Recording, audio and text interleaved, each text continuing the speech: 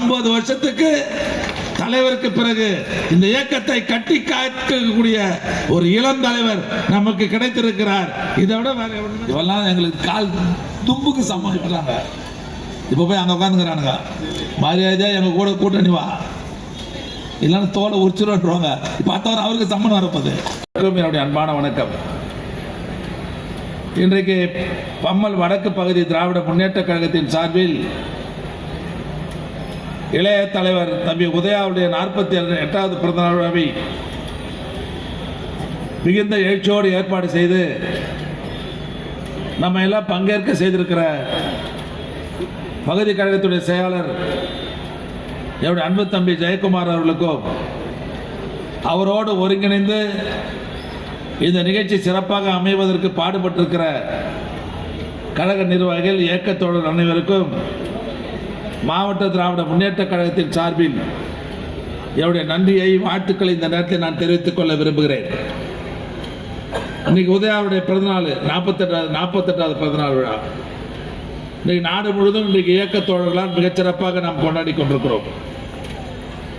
உதயா அவர்களை பொறுத்தவரை சொன்னோம்னா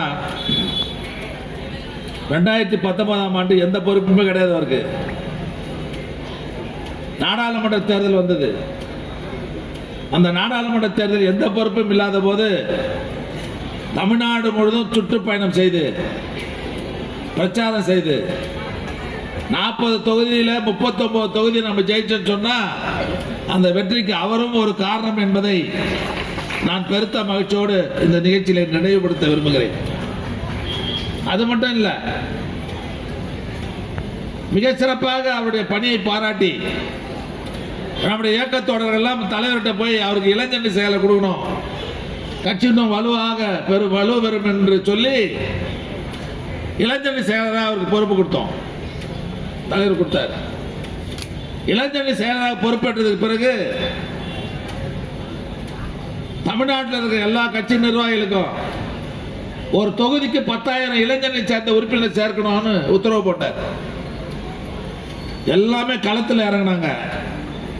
234 தொகுதியிலும் 10,000 இலக்கு, 50 லட்சம் இளைஞர்களை சேர்த்து இன்னைக்கு இந்தியாவில் எவ்வளவு மாநில கட்சிகள் இருக்கிறது. ஆனால் 50 லட்சம் இளைஞர்களை கொண்ட ஒரே இயக்கம் திராவிட முன்னேற்ற கழகம் தான். அந்த நிலையை உருவாக்கிய தலைவர் தான் நம்முடைய உதயா அவர்கள் என்று சொன்னால் யாருமே மறுக்க முடியாது. சரி, உறுப்பினர் சேர்த்து கொடுத்துட்டோம்.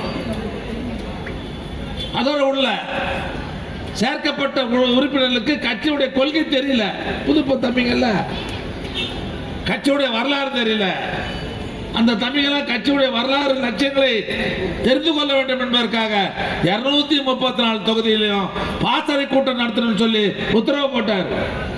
234 தொகுதியிலும் பாசறை கூட்டம் நடந்தது. கட்சியில் உறுப்பினர் சேர்த்தாரா? சேர்க்கப்பட்ட உறுப்பினருக்கு லட்சியத்தை சொல்லி கொடுத்தாரா? அதோட நிக்கல. கட்சிக்கு பேச்சாளர்கள் பஞ்சம். அதுக்கு முன்னாடி வெற்றி கொண்டா மாதிரி ஒரு சீமா பேச்சாளர்லாம் இருந்தாங்க. இப்ப பேச்சாளருக்கு குறைவு. கட்சிக்கு நல்ல பேச்சாளர்கள் ஓடன்னு சொல்லி முடிவு பண்ணாரு. மாவட்ட வாரியாக, மண்டல வாரியாக, தமிழ்நாடு முழுவதும் மாநில வாரியாக பேச்சு போட்டி நடத்தினார். இந்தந்த தலைப்புகளை பேசணும்னு சொல்லி 15,000க்கு மேற்பட்ட இளம் பேச்சாளர்கள் அதில் கலந்து கொண்டாங்க. அதில் 200 பேரை தேர்ந்தெடுத்து தங்கமான பேச்சாளர்கள் 200 பேரை கட்சிக்கு எடுத்து தந்திருக்கிற தலைவர் தான் உதயா அவர்கள். நீங்கள் அவங்கெல்லாம் விட்டீங்கன்னா நம்மளுக்கு ஆளே தேவையில்லை. இந்த தேர்தல்லாம் அவங்களே ஒரு ரவுண்ட் வந்தாங்கன்னா பார்த்துவாங்க. இந்த கட்சி கம்பீரமாக இருக்குது. தலைவருக்கு பக்கபலமாக இருந்து இந்த ஆட்சி நடத்துவதிலும் கட்சி நடத்துவதும் இன்னைக்கு மிகச்சிறப்பாக இரவு பகல் பாராமல் நீங்களாம் பார்த்துருப்பீங்க. காலையில் மதுரையில் இருக்கிறாரு, சாயங்காலம் சென்னையில் இருக்கிறாரு, மறுநாள் கோயம்புத்தூர்ல இருக்கிறாரு, மறுநாள் சாயங்காலம் புதுக்கோட்டையில் இருக்கிறாரு. ஆக இன்னைக்கு சுற்றி சுற்றி இயக்கம் வளர்க்கிற ஒரு அற்புதமான இளம் தலைவர் தான் தம்பி உதயா அவர்கள். இன்னும் ஒரு 50 வருஷத்துக்கு தலைவருக்கு பிறகு இந்த இயக்கத்தை கட்டி காக்கக்கூடிய ஒரு இளம் தலைவர் நமக்கு கிடைத்திருக்கிறார். இதை விட வேற ஒண்ணுமே தேவையில்லை. யாருக்கும் பயப்பட வேண்டியதில்லை. பத்திரிகையாளர் கேட்கிற கேள்விக்கு கலைஞரை போலவே உடனடியாக பதிலளிக்கக்கூடிய ஆற்றல் பெற்றவர். எதுக்கு பயப்படுறதே கிடையாது. நீ பிரமாதமா பேச ஆரம்பிச்சிட்டாரு பாத்தீங்களா இல்லையா? இன்னைக்கு அவர் இங்க மட்டும் இல்ல, இந்தியாவில் இருக்கிற அமித்ஷா திட்டுறாரு. கண்டனம் இவருக்கு. இன்னைக்கு இந்தியாவில் இருக்கிற முக்கியமான தலைவர்கள்லாம் அவருடைய பார்வையில பட்டு இன்னைக்கு கட்சி நடத்துகிற ஒரு இளம் தலைவர் இவரை தவிர இந்தியாவில் வேற யாருமே கிடையாது. அப்பேற்பட்ட ஒரு தலைவரை நாம் பெற்று இருக்கிறோம். அதில் இந்த தேர்தல்லாம் ஒரு ரவுண்ட் வந்தா போறோம். இன்னைக்கு இளைஞர்களுடைய எழுச்சி நாயகனாக இருக்கிற தம்பி உதய அவர்கள் இன்னைக்கு லட்சக்கணக்கான கூட்டம் கொடுத்து அவர் போய் வரும்போது இப்ப அதுக்கு ஒரு பாதுகாப்பு போட வேண்டியிருக்குது. ஆக யாருக்கும் நம்ம பயப்பட வேண்டியது. அப்பேற்பட்ட தலைவர் நமக்கு கிடைச்சிருக்கிறாரு. இன்னைக்கு அவர் 100 ஆண்டுகளுக்கு மேல் வாழ்ந்து நம்மையும் இந்த நாட்டையும் எதிர்காலத்திலே வழிநடத்திட வேண்டும் என்று நான் வாழ்த்துகிறேன்.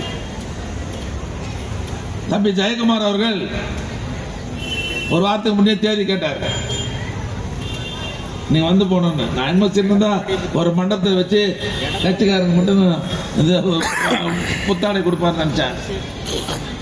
ஒரு லேட்டா வந்தது காரணமே என்னன்னா, என் வாக்குச்சாவடி வெற்றி வாக்குச்சாவடி இப்போ 3 நிகழ்ச்சி முடிச்சுட்டு தான் நான் இப்போ 4வது நிகழ்ச்சிக்கு வரேன். இப்போ இல்லை, அதுக்கு முன்னே இளைஞரணி மாணவரணி கூட்டம் அதை முடிச்சுட்டு 3 கூட்டம் முடிச்சுட்டு இது 4வது கூட்டம், 5வது கூட்டம். ஆக நிறைய இளைஞரணி சேர்ந்த தம்பிகள் நிறைய பேர் வந்திருக்கிறாங்க. மாணவர் அணியில் இருக்கிறவங்க நிறைய பேர் வந்திருக்கிறாங்க. திமுக வயசு 75.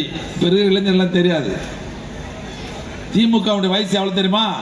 75 ஆண்டுகள் நிறைவு பெற்றிருக்கிற கட்சி திமுக. ஆனா முந்தானத்து வந்தவங்களாம் எங்களுக்கு உனக்கு தான் போட்டின்றான் இல்லையா?